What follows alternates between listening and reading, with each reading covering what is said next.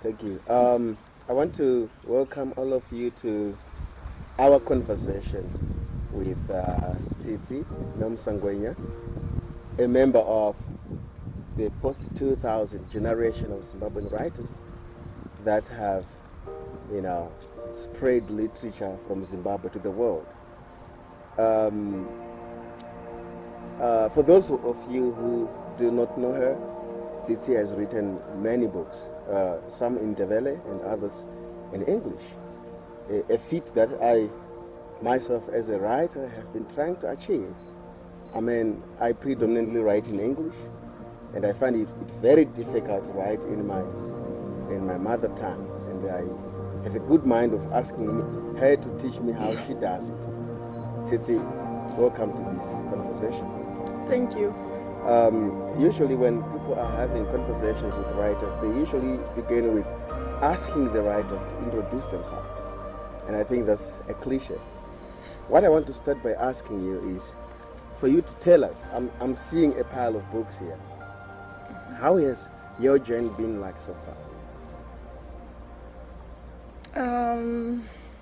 I can say my journey has been not easy. Writing, yes, I write, and I write all the time because I don't have much to do. I'm a town planner professionally. Mm-hmm. But to find that with this economy and what inspires me to write, I think I'll write forever if the economy remains in the same condition as it is. Because I write when I'm angry, mm-hmm. when I'm in uncomfortable situations, when I'm surrounded with chaos. That's when I'm inspired to take my pen and write. Mm-hmm. Yes. Samo, I find it very interesting that you say it's disorder, it's chaos, it's uncomfortable situations that inspire you to write. I'm thinking of the day I came across one of your works, mm-hmm. Portrait of Mlangen. Mm-hmm. One would expect that same chaos to be present in your literature, yet Portrait of Mlangen has all these beautiful portraits of a village. How do you connect the two? How does chaos inspire beautiful things? That is something that I cannot even explain myself. Mm-hmm. Because even when I'm in pain, there are a lot of painful situations you see around. I can write romance. I can write stories like you find in Mlangen. I can produce characters you find in Love is the Dog in the Manger. Mm-hmm, mm-hmm, mm-hmm. Yeah, so I think anger, pain, just takes me to another world. It takes me to a level that is higher than me, mm-hmm. a level that I cannot even explain, that I cannot even understand myself. Mm-hmm. It takes me to another realm where I distance myself from my body and then just watch things from another end. That's where my stories come from. Mm-hmm. And as I write, I'll be seeing a procession of whatever will be happening. Such that sometimes when I sit to write, I can write for 8 hours. 8 hours, 8 to 9 hours, non-stop. Yeah. I just stop to take a break to make a cup of tea. And when I write, I don't eat much. I just eat maybe a watermelon, light food. I'll be taking breaks just to do that. But a maximum of 8 hours, and I'll produce something. If I'm using my pen, I can write up to 27 pages without stopping. That's a lot. Yeah. So I'll write until that pain or something I saw or something I witnessed which triggered me to move to another level is gone. Otherwise, if it's not, I'll remain in that. Wow. Yes. That's so writing is your way of dealing with the pain and of looking for alternative worlds, isn't it? I can say yes in taking out the pain. Like it's just like a teapot when it's boiling. Mm-hmm. Yeah, pain goes out like that. Yeah. When I'm writing, But I don't have to think. I cannot say I'm going to write tomorrow or I'm going to write next Easter. No, I cannot do that. It just comes because it's something which is bigger than me. Right, It's something I right. cannot control myself. That's very amazing because it actually reminds me of a review that I did in one of our national dailies, in which I was talking about how it's desolation, you know, those desolate moments that actually inspire creativity. Because I've always argued that literature, by its very nature, is a response to the chaos of the world. But tell me something. Can you write when there is no pain? Is it possible for you to say when you have these happy moments, you can actually capture them in literature or be inspired to write those 27,000 words you're talking about? 27 pages, right? Can you do that in No. happy moments? No. In happy moments, I laugh, I talk loud, I cook, I just play around. I cannot write when I'm happy. I can only read. Jesus, that's many people have argued with me. Yeah, many people who came across my article, they've argued that it's a romantic notion, you know, to say that literature is birthed in agony. Some have even told me that picture this: your 1-year-old daughter is learning how to walk in the presence of her grandmother, who happens to be your mother. Doesn't the smile that lights up the face of the grandmother inspire you to write a poem? In poetry, I've written poetry, which has been published once or twice. But in poetry, it's different moments really than when I'm writing prose or a story like you find in a novel, because that one is continuity. Those spontaneous moments like that, I can write poetry, because poetry would take less than 2 minutes sometimes to write, or a minute. That I can write. But the real me, my inspiration comes from something that is inspired by agony, chaos, pain, weird situations in humanity, things like that. That makes me write. Yeah. Yeah. And talking of weird situations, I've read 2 of your short stories that deal with awkward moments that involve money. You remember the 50 Rand note? Yes. You remember $1 for 2? Yes. How did you work that out? I mean, how did money or issues of money lead you to tell stories about humanity and the pains that humanity goes through? Before I started writing, I used to run a real estate. I can say the business was successful. I know success is quite relative, but according to me, it was. Why I say so is because I could run my life comfortable the way I wanted. I could take other people's children to school. I could do so many things for my community, just working straight. But then came 2008, and I saw that when everything went in, when the situation became chaotic, people lost so much, people lost their dignity, people lost their humanity, people lost their livelihoods. It became such a terrible situation for a nation. Even savings. Even savings, even the pensioners. You see, they were sitting at home with none of their savings. But then now, I thought, money really makes everything go. You know, when you have it, you might forget about all other problems you find, which are found by other people in this world. So by then, also, I was very angry at the time, because nobody in this country had an experience of, or even anticipated that one day you could wake up with money which is useless, with money which couldn't buy. So I thought But how? How else can people could have saved their savings at that time? I thought of a lot of options. You find that those who had even real estate, who had houses, people occupying the houses could not pay rent. So it comes back to money. Yeah. So that's what brought about money issues in those two stories. Because even to get a ride in a combi, it's just money and rudeness from this windy, and it was just yeah. And we're also looking at the fact that ours is really not a productive economy, but a money economy. It's a money economy. You know that people actually wake up in the morning to go and buy money. Yeah. Using their mobile account. Yes. It's a very awkward situation. Yeah. Do you have any short story that's gonna, thematize such a thing anytime soon? I mean, people buying money, US dollars, bond notes. I mean, do we have a short story brewing that thematizes such a subject? No.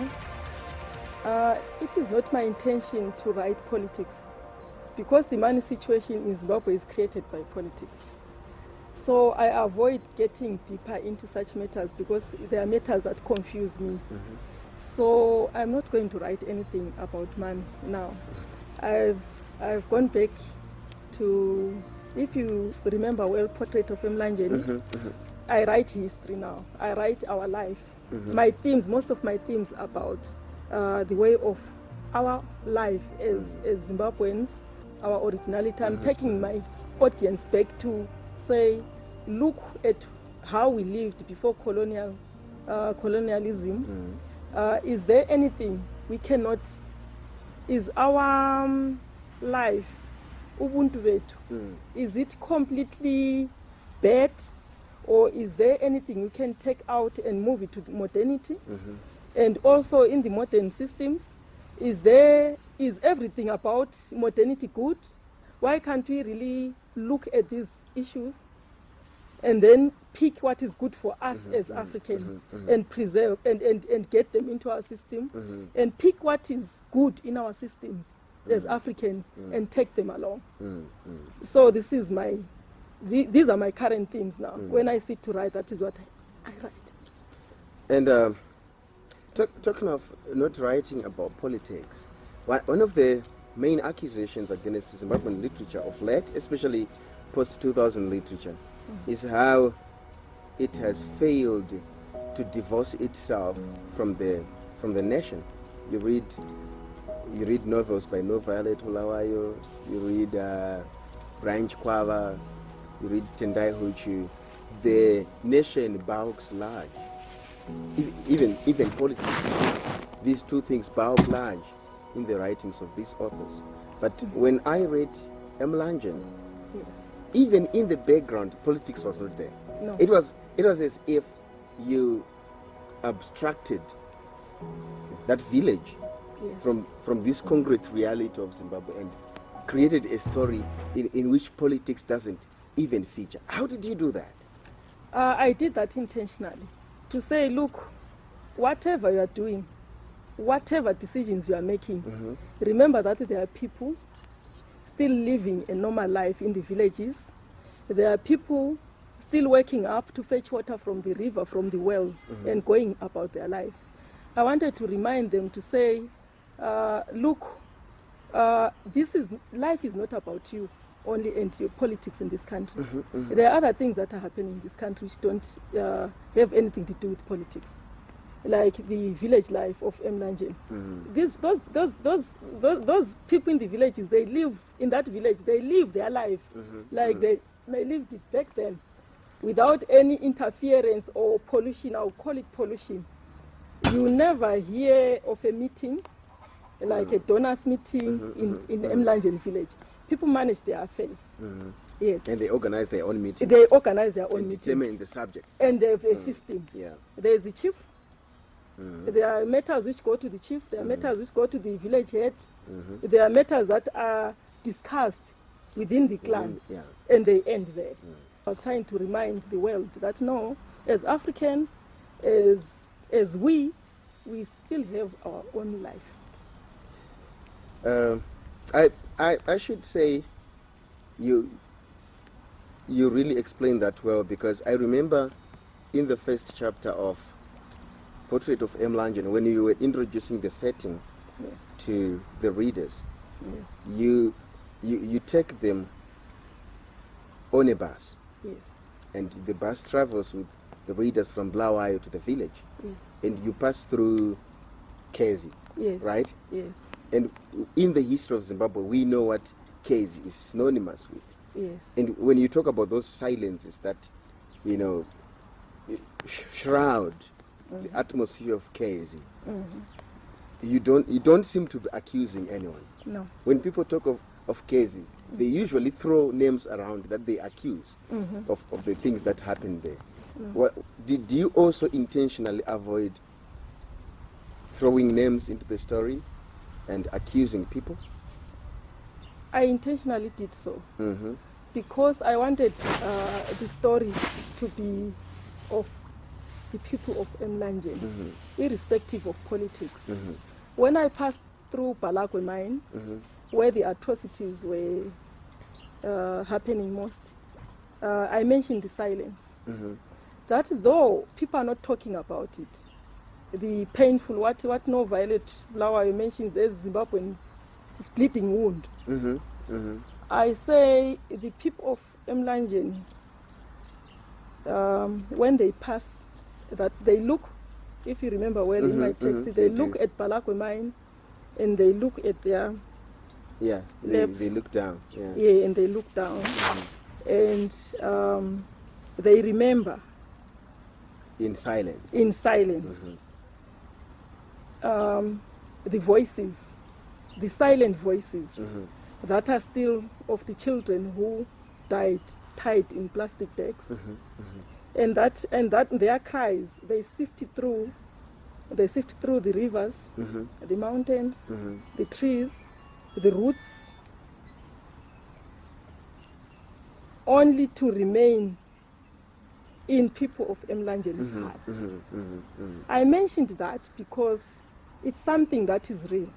It's something that happened to Zimbabwe, and it will forever be a wound, a bleeding wound, if it is not dealt with the way it's supposed to be dealt with.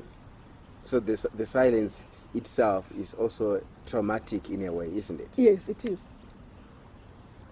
When I read M. Langen, I'm forced to think that, especially because of the use of places like Balagwe, I'm forced to think that it's actually based on an existing village, that the village of M. Langen, maybe in a different name, but actually exists. The silences that you speak of, are those the same silences that reign over the villages of Cholocho, Kezi, Balagwe? Yes. Yes. They don't talk about those things. No, they don't talk about those things to strangers. And because I saw it. I was in grade 1 when all those things were happening. I saw things that were not supposed to be seen by children who were that age and below.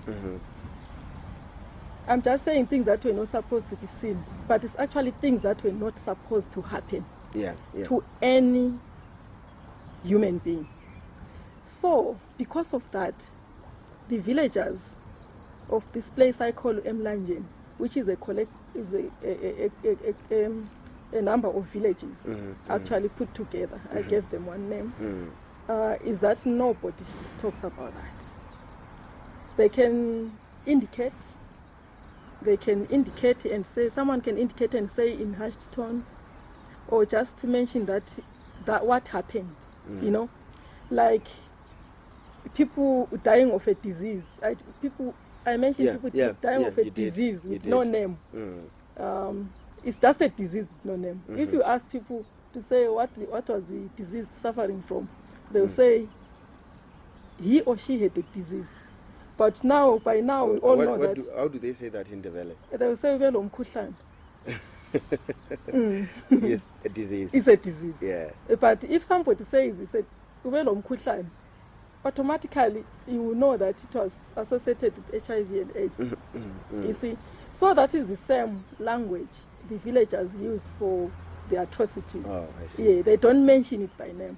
Nobody mentions Kukraund, nobody mentions Balakwe mine.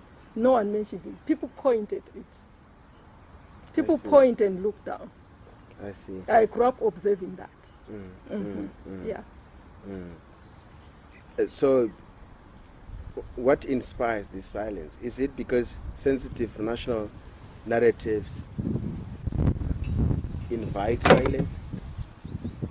No. It is anger, sorrow, pain, desperation. And all of them locked up inside. Yes. Wow. See. Yeah. That's very... That's the silence. Yeah. Now, let's move back a little bit to one of your short stories that appeared in Imbizo, which is published by UNISA. Yes. When I read that journal, I discovered that most of the writings that are in there are academic articles. Yes. And yours is the only one that is creative. Yes. How did you reach such an agreement with UNISA?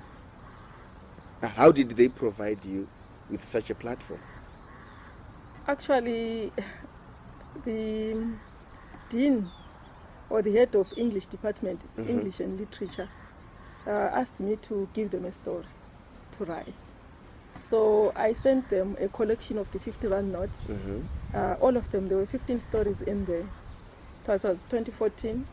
And then they just picked the 50 Rand note. Oh. They just picked it. They selected it.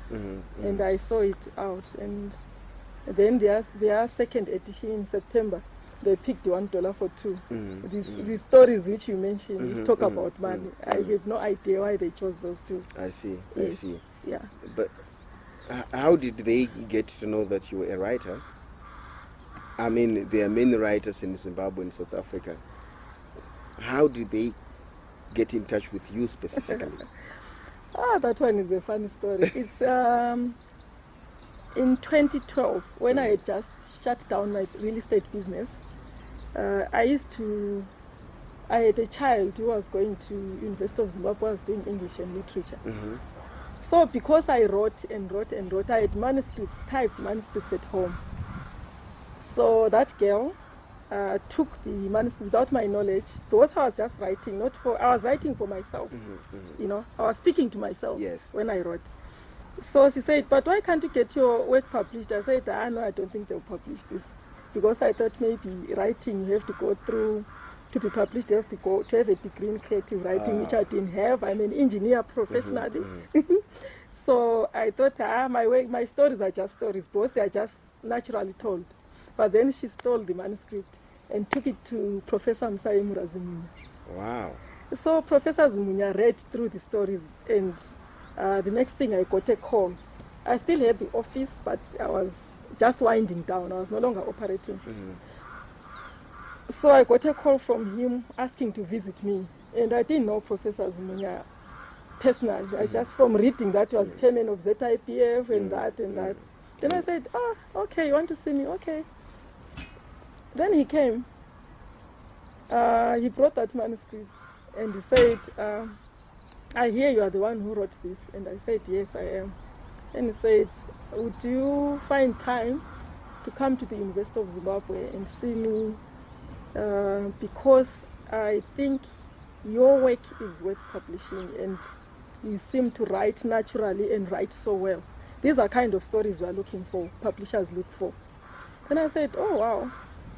Then that's when I went to the University of Zimbabwe. I used to go when I had time, and then they gave me a desk to sit there and read, and I would write my stories. And then we would meet at the senior common room with other writers like Ngoshi, the minister Sekai Nzenza at that time. Yeah, I acknowledged them in the 50 Rand note. And then writers, Shima would read my work, and then they would critique it, and I would be sitting there listening, and they would coach me how to move about it. So that's how I started writing. Whilst that was happening, before I was even published, we had a visitor, University of Zimbabwe had a visitor from UNISA, a professor, who also, whilst waiting for Chirere, just took that manuscript and started reading it whilst he was waiting. I was there. He said to Chirere, who is this lady? And then I was introduced to him. And then he said, please, when you come to South Africa, whichever time, whenever, even if for 1 day or for 2 weeks please come to UNISA. We'd want to see you at UNISA. Please visit us and be our guest. So when I was going to South Africa, I would visit them. And then that's when they got used to my writing. Yes. And fortunate enough, UNISA was the first to publish me. Yes. Yeah. And talking of South Africa, recently you've been to KZN, University of KZN. Yes. There seems to be this connection with, a very strong connection with South Africa. They seem to be warming up to your writings. What has the experience been like so far of South Africa? I think, I don't think they are warming up to me as an individual. They are warming up to a writer of whose material they found use of. University of KwaZulu-Natal were looking for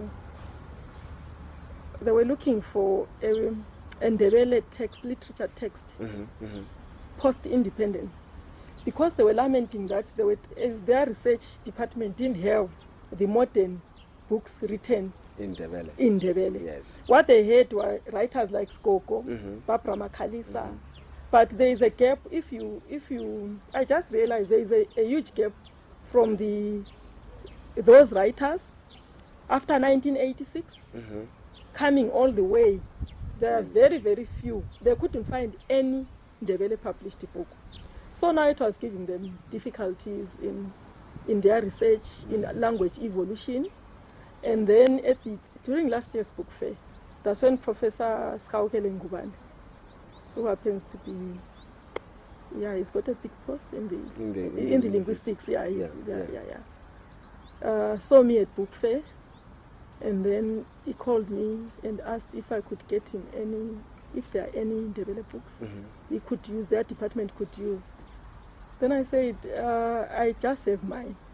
I don't know any published books in this past period. Yes. And then that's when we started communicating with University of KZN, and they ordered books, which they put in their department for research. I sent them the books, and then I saw the invitation in February to say, can you please come? Wow. Yeah. So, is that how Izinyawo Zaizolo ended up in South Africa? Yes. And I kind of like the book cover. Yes. Who did this? It's the publisher. The publisher. Wow. Yes. But looking at the title, it happens to be your first Ndebele novel, right? Yes. Actually, yeah. Looking at the title, Izinyawo Zaizolo, it sounds like footprints of yesterday. Yes. And obviously there are footprints here. Yes. What is this book all about? This book is the Ndebele version of Portrait of Mlanje. Oh. But now I wish I could learn Ndebele, you know. I mean, I'm losing out.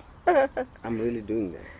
The thing is just that this is about 40,000.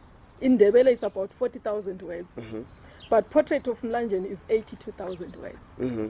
Because now when I was invited to translate the book to English, I thought, no, I would not translate it, because there I was compressing the story. So... were you compressing it because of the requirements of the publisher? No. Okay. I think it was just one of those things. I was feeling lazy. Yeah. So now, because the English version, I know it's going to reach the wider audience. So the characters have been developed. The village itself, Mlanje village, doesn't exist in this one. Oh. So even the name, it doesn't exist there. Even the mention of Palakwe doesn't exist there. I see. And there are characters that are there in this book who are not there in Portrait version. In the English version, I rewrote. In English. I rewrote, but the storyline is maintained. Oh, because it's the same things. okay, Yes. okay. So how is the reception of this book been like so far? It was well received because it was published in August 2016, but January it was already a literature text. Oh, Yes. in high schools? University Oh, and teachers' colleges. That's great. Yeah. That's great. It's still a literature text.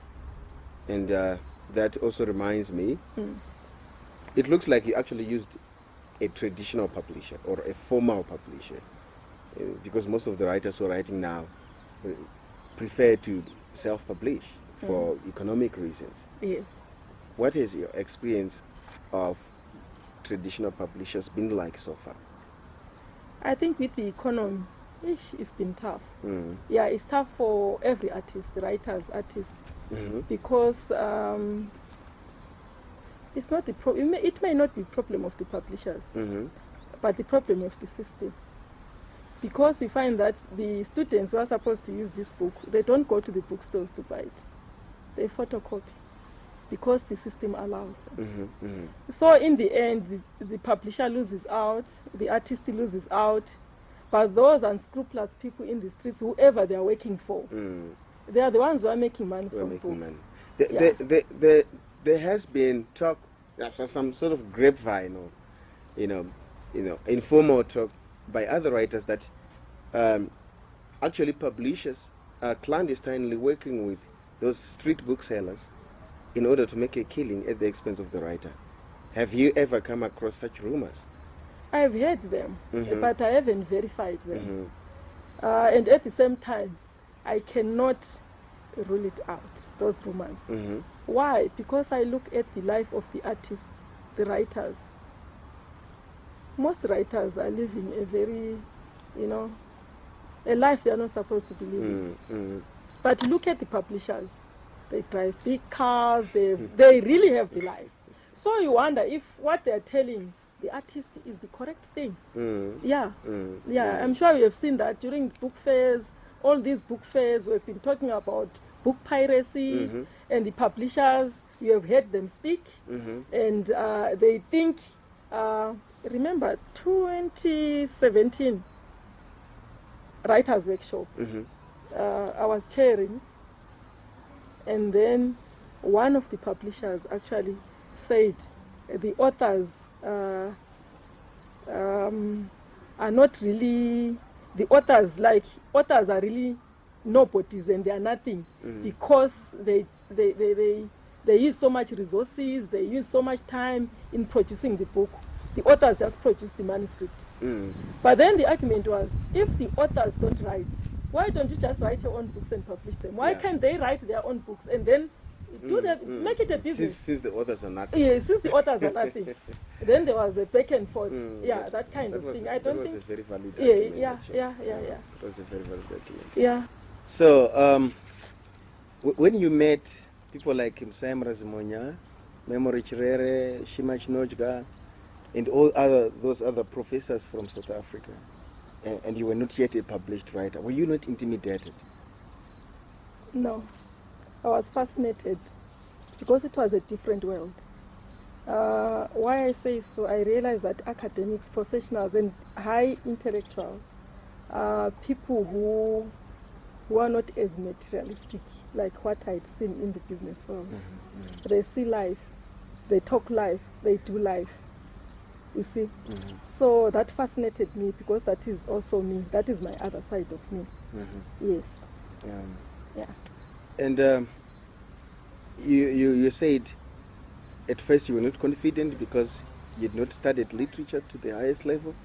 I need to confess to you, studying literature to the highest level can actually become a hindrance. Yes, because when you attempt to write, you have all these theories in your head, and all those nasty words that you said about other people's works, and you think, what if people are going to say the same about my work? So most of the time, you kind of like practice some self-censorship, and it becomes like those spanners thrown in the works. If you look at Zim writers, most of them did not specifically study literature. You remember Charles Mugoshi? Okay, oh yes. You remember Tendai Huchu? Brian Chikwava, Valerie Tagwira. Yes. Petina Gapa is a lawyer. So most of them did not actually study literature, and I think it actually helps in the craft of writing.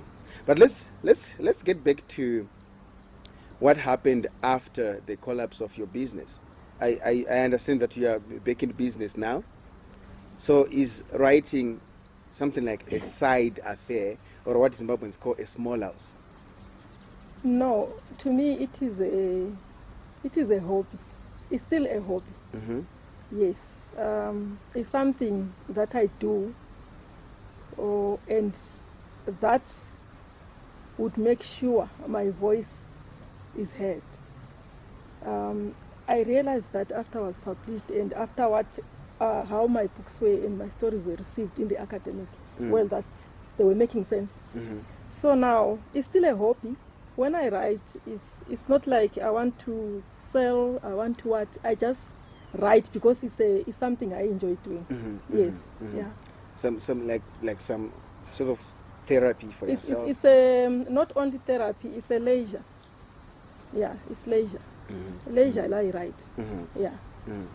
Now I can see that most of you have books here that are written in Ndebele, then you have some that are written in English, and I'm seeing some here that are religious. Yes. When I was still a very religious boy, before the world contaminated me, I used to write books like this. And then when I discovered that I can also write, secular literature, I stopped writing things that have to do with religion.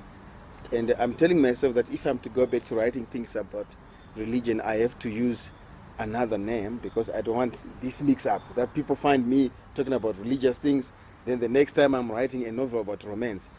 How have you navigated that dilemma? My writing for religion is not creative. It's a record. I write memoirs. I write things I see, realistic things I see. You see, I'm inspired mostly by religion as well, because the book I read most is the Bible. Oh, I see. Yeah, I see. yeah. So sometimes I derive my writing, even fiction, from religious life. Yes. So obviously, the people you fellowship with Yes. have read your religious works, your religious writings. Have they also read your secular works, and how have they received them? Yeah, these journals, you see, my religious writing is published by the Catholic Journal. I'm Catholic. Yes. Yes, they read my work. Some have read the spiritual works, and they've also read The secular works. Okay. Yes. And how have they received them? I can say it's fairly good enough. Yeah, they've recognized me as a writer. And also I do some voluntary teaching for our seminarians sometimes. Oh. And the sisters who are still in the novitiate. Oh. Yes. So it was because of the writing, because they had read my writing and then they asked me to come and help. That's and great. Then I thought, no, instead of asking to be paid, let me just do it as community service. Yes. So which means basically you already have a ready market of your works among your Catholic peers? Yes, yeah, I can say that. They always ask me, when is the next book coming? That's so great. That is encouraging. And so when is the next book coming? I think early next month. Early next month. Early next month. That will be a portrait of Mlangen. Yes. So you're actually doing the final. Yeah, it's with the proofreaders. That's great. Yeah, before final printing. Now let's talk about Love is a Dog in the Manger. That's I find that title very funny, but it was also this tinge of someone who has survived some heartbreaks and has found a name for love. Does that sound right to you? Yes. So you're actually writing it from your own experiences with what heartbreak means? No. Actually, I wrote that book when my publisher, Office Nyaoza asked me to write a sequel to His Nyaoza. Then I gave it a Ndebele title. I just carried on with the characters, but just changed the supporting characters to be the main. And then it had a proverb. It's called Ayiko Eyagana Inyamazana. That's the title of the book in Ndebele. Oh. It's there. Yes, it's not yet out, but so when translated, it translates to love is love the dog is a in the dog manger. And what does that mean? Is it a rejection of love? I mean, when you call love is a dog? It simple some means, rejection? I think even Shona, they have that saying, to say, Rudo ichi, no mira, no mira Rudomuti. Rudomuti Rudomuti unomira paunoda. paunoda, is that. Moyo muti unomira paunoda. Yes, it's that. But usually they be referring to love. Yeah, it's love. Like love is the dog in the manger. Ayiko Eyagana Inyamazana. That sometimes people have a certain type of a person they would expect their daughters or themselves to meet. But then now the heart directs you to somebody different. Or even someone poor. You see? And you can't avoid it. You go to that person, you think they are ideal for you, but then it won't work out, and you may end up with that very person whom you didn't think. That's what the proverb means. So that's what my character suffers. Yes. She's choosy. She rejects the dog in the manger. Yes, because she's a rich family. She comes from a rich family. She's got rich friends. She wouldn't think of marrying the type of a person whom she ended up marrying in the end. Exactly. You see, so that's what, it's not derived from my personal experiences, but from observation of society, of things that happen. Great. Yeah. Great. Now let's talk about, in brief, the future of your writings and the future of Zimbabwean literature in general. What do you think the future holds? I think it's high time artists themselves look elsewhere, other than our own local publishers, if they want to be heard, if they want their stories to reach the world. True. So we can basically say we are expecting 2 books. Portrait of Mlanjeni, which you said is almost out now, and Love is a Dog in the Manger. No, not Love is Dog in the Manger, not now. Okay. The Ndebele version of it. Ayiko Eyagana Inyamazana. I see. That's what can, maybe next year. That's great. Yeah, it's with the editors now. That's great. That's great. Yes. Please reserve a copy for me of Portrait of Mlanjeni. It sounds like a very good title. Some readers might want to get in touch with you or get hold of copies of your books. I understand that you have a website. Yes. What's the name of the website? tsitsinoMsa.com.